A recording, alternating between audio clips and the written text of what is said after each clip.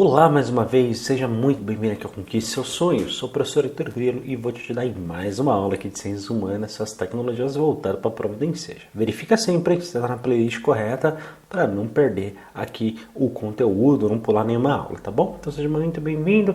Olha, eu vou te ajudar hoje falando sobre a questão do desenvolvimento sustentável, tá? Que é um tema que tem cada vez mais caído na prova do Enseja. Então tenho certeza que você vai gostar e também saiba, é bem relevante, não só para a sua prova, mas também para a sua vida. Então vamos lá ver como é que isso aparece na prova do Enseja em 2023. Antes de começar, eu posso te pedir, não esquece do like, se inscrever no canal, comentar, compartilhar e clicar no sininho. Caso queira, torne-se membro do canal ou também você pode dar uma olhada na descrição desse vídeo, tem muito material legal, muita coisa bacana aqui para você.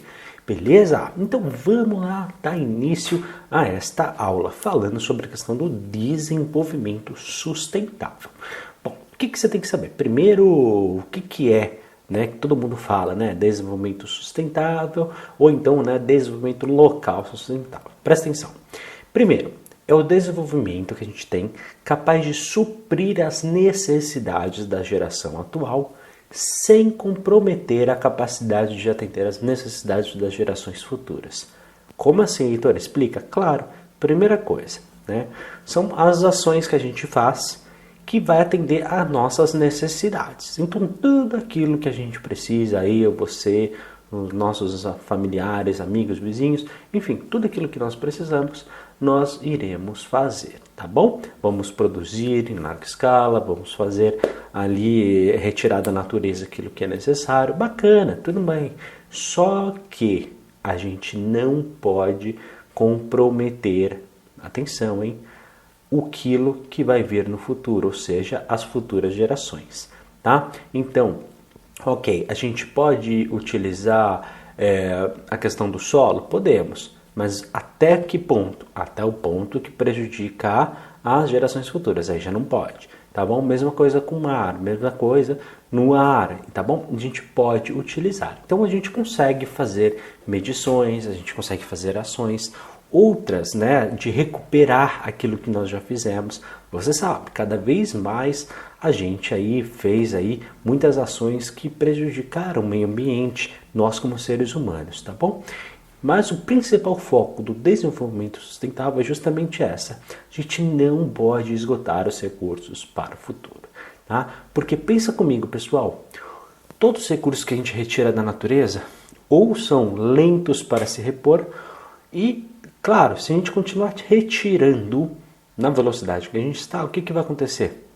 Né? Se a gente continuar, por exemplo, desmatando como a gente faz, se a gente conseguir continuar retirando os recursos, né, de tudo que a gente tem, chega uma hora que acaba, né, e você não tem mais. Então a gente não pode. O desenvolvimento sustentável veio para falar, olha, tudo bem, pode continuar, mas só até o limite que não prejudique o nosso futuro. Basicamente é isso. Então, e hoje, né? Como é que funciona? Hoje, pessoal, você tem que prestar atenção a uma coisa que existe, os famosos impactos ambientais, tá? Olha, só o fato da gente existir, né? A gente, já pensou quanto de comida que você come por dia? Quanto de lixo que você produz naturalmente, né? Num dia só, né? O simples fato da gente estar comendo, respirando, né? Nós, como seres humanos, a gente cria alguma pegada ecológica, algum impacto ambiental.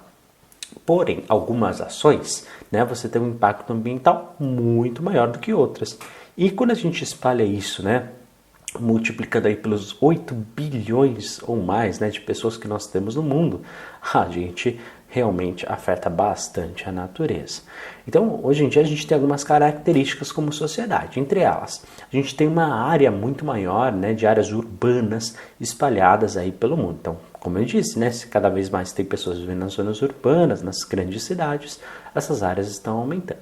É verdade que cada vez mais a gente usa veículos, tá? Se bem que em algumas cidades isso já está começando a mudar, né?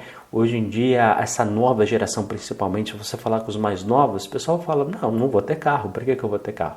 Isso é uma mentalidade pelo mundo, tá?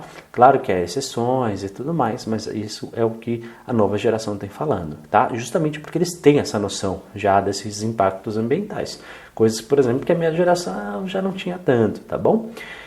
Hoje em dia, né, a gente tem o uso irregular dos recursos, então se você for ver, né, por exemplo, a questão do desmatamento, ela continua crescendo, né, a exploração de minérios no mundo, ela é feita de forma muito forte, agropecuária, né, a gente vê produção intensiva, muitas vezes sem respeitar os animais ou o solo, né, e a poluição da água, como a gente conversou, né, e claro, um grande problema do lixo. Pessoal, nós temos uma enorme produção de lixo no nosso país, depois a gente vai ver com detalhes isso, tá? Principalmente nas aulas de ciência da natureza, mas realmente isso é muito grande. E como resultado das nossas ações, olha só o que a gente já tem.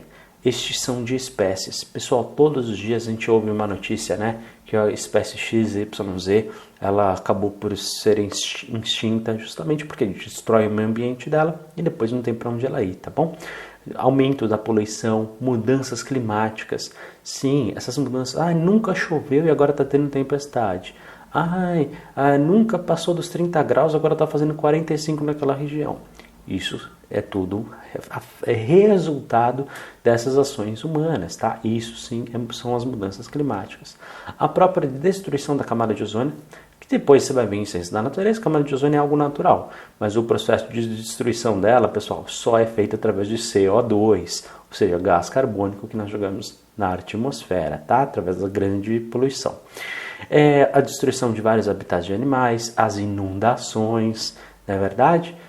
Então, a gente precisa começar a criar certas ações que impedem esse tipo de coisa. Há várias coisas que a gente pode fazer, tá? E às vezes é nos pequenos detalhes. Por exemplo, você faz a reciclagem na sua casa? Pois é, cada vez mais, né? A gente vê os dados estatísticos que as pessoas cada vez mais fazem processo de reciclagem de mais produtos também. Mas isso pode fazer diferença, tá? No futuro, tenho certeza que a reciclagem ela vai se tornar obrigatória e deveria ser. Porque é dessa forma que a gente modifica, tá? A doação de roupas. Já parou para pensar quanto de água, por exemplo, que se gasta na produção de cada roupa? Para fazer o tecido. Quanto que se gasta de material, né, orgânico, inclusive. Então, realmente, né, a doação de objetos e roupas faz com que, né, eu tenho um móvel, eu preciso comprar um outro. Só que em vez de comprar um novo, onde vão ter que desmatar mais uma árvore, eu vou reutilizar um antigo que eu tenho em casa ou que meu vizinho tem. Olha só que interessante, além de ficar mais barato, né, você também vai conseguir, né, poupar em uma árvore, ok? Isso é bom, isso é importante, tá?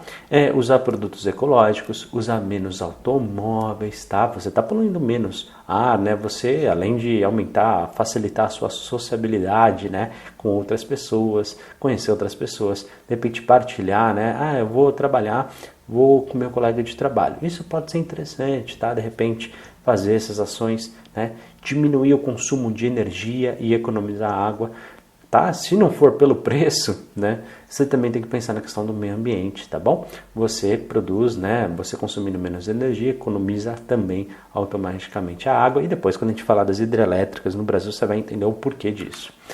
Há algumas formas de energia hoje espalhadas, tá?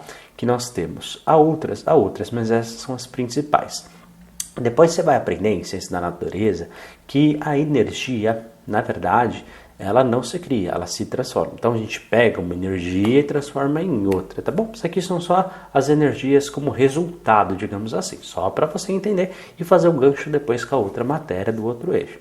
Mas a gente tem várias formas de energia. A energia solar, né, que ela vem diretamente do Sol, a nuclear, que olha, é uma grande discussão, tá? O pessoal fala realmente que é bem problemático e tudo mais. Só que, com o aumento dos preços e tudo mais, com tudo que está acontecendo e o pessoal ficando sem energia, principalmente na Europa, né? Por tudo que está acontecendo aí com a Rússia, realmente a energia nuclear ela vai ser cada vez mais visível, tá bom?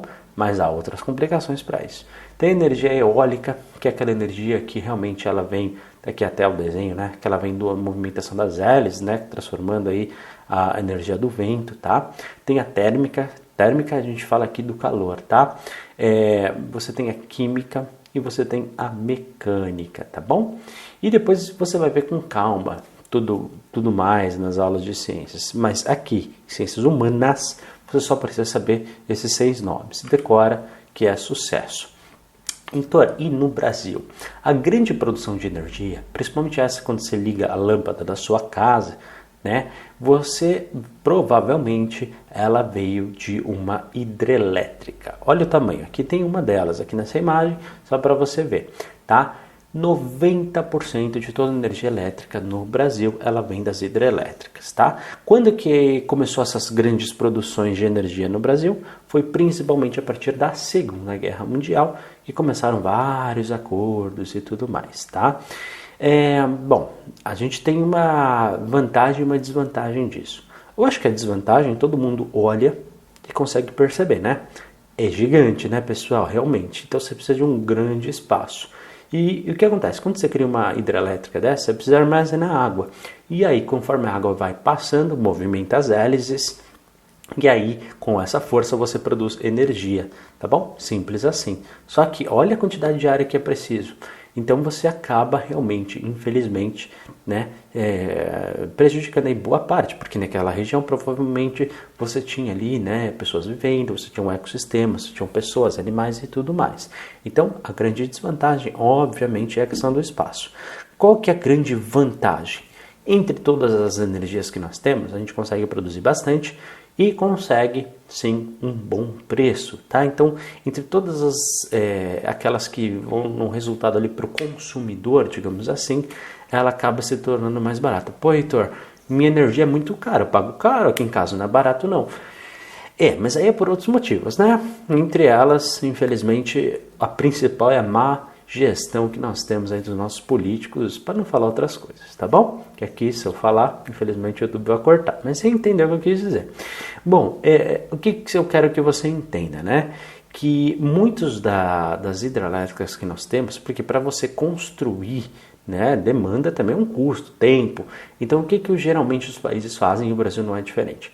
Chega para outro país, ou até para dois, ou até para três, e fala, olha, vamos fazer uma em conjunto e a gente meio que partilha depois. Então, em vez de gastar X, só vou gastar 25%, você também.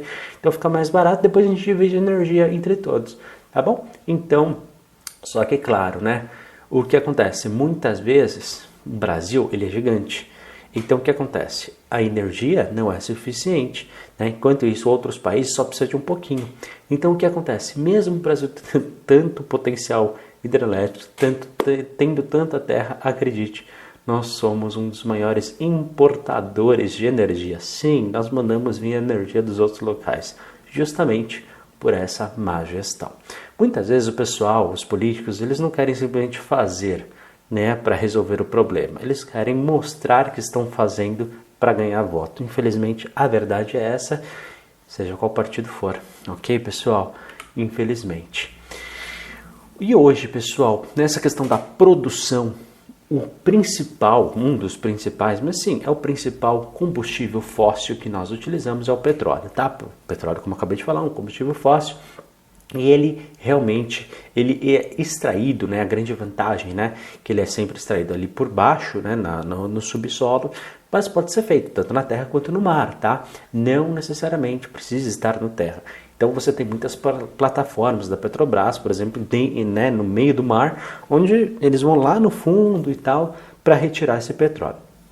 Qual que é a grande vantagem, né? Que a gente tá ali na natureza, então só tem que fazer a extração, né? Então é um recurso natural que a gente utiliza. E pessoal, não sei se você sabe, mas o petróleo é um dos principais recursos para a nossa energia e também para combustível. Então, provavelmente a gasolina aí do seu carro vem dessa extração, tá? E claro, desde os anos 70 a gente tem feito isso e cada vez mais. E além de, o principal, né, entre outras coisas, é que o petróleo ele demora muito tempo para se formar como petróleo como nós conhecemos, porque ele é uma decomposição de matéria orgânica, principalmente de plânctons, ok? As maiores reservas no mundo, principal, sem dúvida nenhuma, vamos lá, Venezuela, Arábia Saudita, Canadá, Irã e Iraque. Não foi à toa, por exemplo, que a gente teve nos Estados Unidos nos últimos anos, tá? Uma grande guerra relacionada ao Irã e ao Iraque, tá bom? Não é à toa, por exemplo, que os Estados Unidos são grandes parceiros do Canadá e da Arábia Saudita. A Arábia Saudita é um caso curioso, né? Que ora ela está aliada aos Estados Unidos, ora está aliada à Rússia, geralmente, né, para quem paga mais. E a própria Venezuela, que até pouco tempo atrás era um grande inimigo aí dos Estados Unidos. Aí o mundo precisou do petróleo, aí a Venezuela e os Estados Unidos agora são melhores amigos. Então a geopolítica ela muda muito, tá? Então, realmente, a questão do petróleo, ainda mais porque o mundo hoje, né, está cada vez mais escasso esse recurso, então essas relações, esses países vão ganhar cada vez mais notoriedade. Tá bom? Não é à toa, tá? Que eles cada vez mais vão se destacar aí no cenário mundial, entre outros. Os Estados Unidos hoje tem o 11º país, tá? Que tem mais petróleo, enquanto o Brasil tá bem, tá bom? É o 15º. Claro que acham que em breve esse número vai aumentar, né? Muito se fala ainda do pré-sal e de outros recursos ainda que não foram explorados. O Brasil ainda tem potencial ainda para crescer, ainda tem algum recurso e claro que o mundo inteiro vai ficar de olho nisso. Hoje, a principal empresa que faz a exploração desse petróleo no Brasil é uma empresa que nós tanto conhecemos, né? Que ela é pública e privada ao mesmo tempo, chamado Petrobras, tá bom? Então, a Petrobras é a principal empresa que explora petróleo em nosso país. Pessoal, muito obrigado por ter assistido. Encerramos por aqui a nossa aula. A gente se vê daqui a pouquinho, na nossa próxima. Não esquecem, like, se inscreva por favor, clica no sininho, comenta e compartilha. Qualquer dúvida, estou aqui para te ajudar. Os links, todos que são relevantes, estão na descrição desse vídeo. Até o próximo vídeo, forte abraço, boa sorte na sua prova do Enseja. Tchau, tchau.